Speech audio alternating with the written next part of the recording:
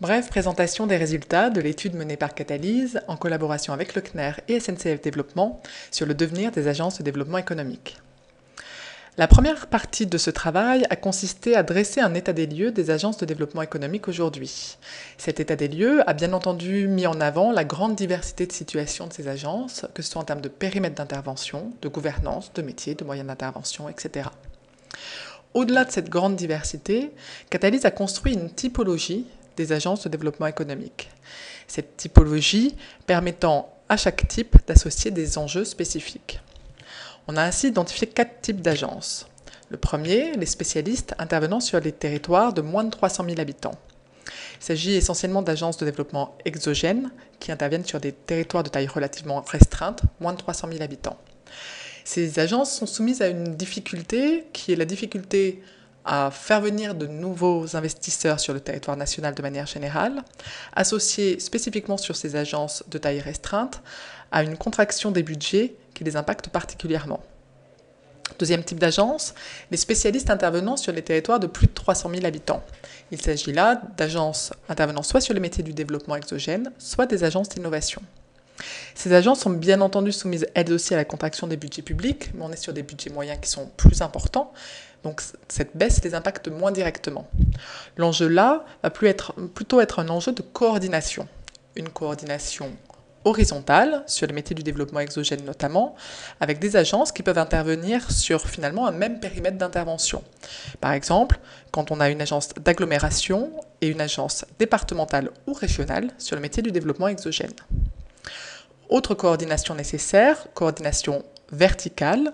On retrouve ce cas plutôt au sein des agences régionales, puisqu'on peut avoir sur une même région plusieurs agences régionales, une agence régionale d'innovation, une agence régionale sur les métiers du développement endogène et une agence régionale sur les métiers du développement exogène.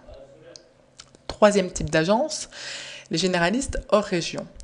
Il s'agit des agences qui vont subir plus directement les enjeux à court et moyen terme, notamment en termes de contraction des dépenses publiques, premièrement, mais surtout en termes de répartition des compétences entre collectivités, puisque les agences départementales notamment vont être soumises très directement à la suppression de la clause générale des compétences.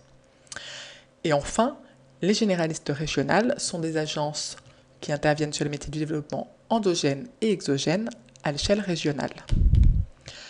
L'ensemble de ces agences sont soumises à des enjeux à court et moyen terme. Ces enjeux sont d'ordre institutionnel et sont également des enjeux en termes de métier et d'évolution des besoins des entreprises. Si ces enjeux sont les mêmes pour l'ensemble des agences de développement économique, leur impact va être différencié. Et c'est pour ça que c'est à partir de cette typologie que nous venons de construire et de vous présenter qu'on a proposé des scénarios d'évolution envisageables à 3 à 5 ans pour chacun de ces types d'agences de développement.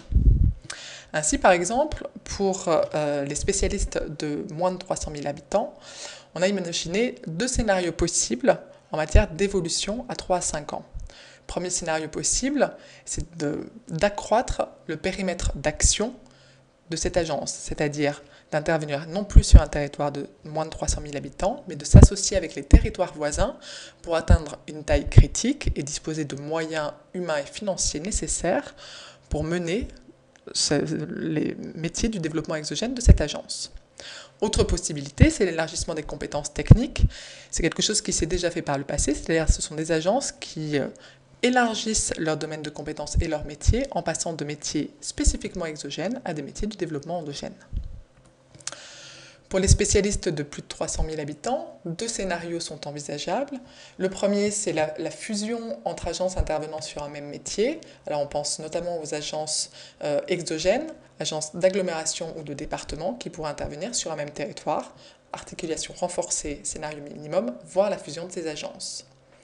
Deuxième scénario envisageable, c'est l'élargissement des compétences techniques. Encore une fois, il s'agit ici d'élargir le champ de compétences et donc les métiers de l'agence pour ne plus rester spécialiste dans les métiers de l'exogène ou de l'innovation, mais de s'ouvrir à d'autres métiers du développement économique et d'englober plus de fonctions. Pour les généralistes hors région, on va avoir 3 scénarios envisageables. Le premier qui vaut notamment pour les agences départementales et qui est essentiel à court terme, c'est la diversification des financements, puisqu'aujourd'hui elles sont financées quasi à 100% par les conseils généraux. Deuxième scénario envisageable, l'élargissement du champ d'intervention. Là encore, il s'agit d'intervenir sur un territoire plus large pour mutualiser les moyens. Et troisième scénario, élargir les compétences avec des nouveaux métiers, c'est-à-dire non seulement les métiers du développement endogène et exogène classiques, mais pourquoi pas, en fonction des territoires, avoir d'autres métiers, d'autres fonctions. Ça peut être sur le tourisme, ça peut être sur l'économie sociale et solidaire, ça peut être, pourquoi pas, sur la formation, sur l'emploi, sur des nouveaux métiers, sur l'environnement.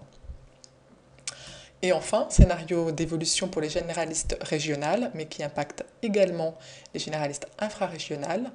Il s'agirait là de faire des agences régionales une tête de réseau qui déterminerait la stratégie et qui travaillerait en coordination complète avec les agences infrarégionales, qui seraient des agences avec une vocation plus opérationnelle.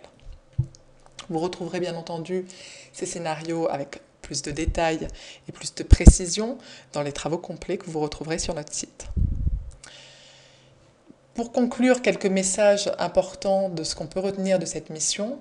C'est tout d'abord qu'il n'y a pas de recette miracle qui soit applicable à tous. C'est-à-dire que chaque territoire va devoir identifier le scénario idéal pour son territoire. Bien entendu, on a donné des clés qui vont permettre d'aider à identifier ce scénario, mais il s'agit bien d'un travail à faire avec les entreprises locales et les acteurs locaux pour déterminer l'agence de demain.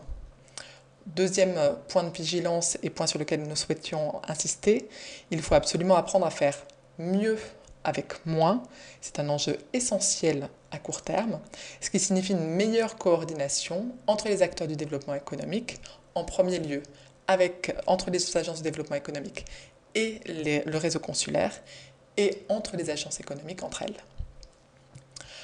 Pour plus d'éléments sur ces travaux, vous pouvez retrouver le dossier de presse qui présente de manière synthétique les conclusions de l'étude et le rapport complet sur notre site www.catalyse.com dans l'univers collectivité, la rubrique actualité.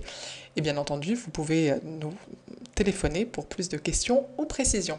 À bientôt, merci.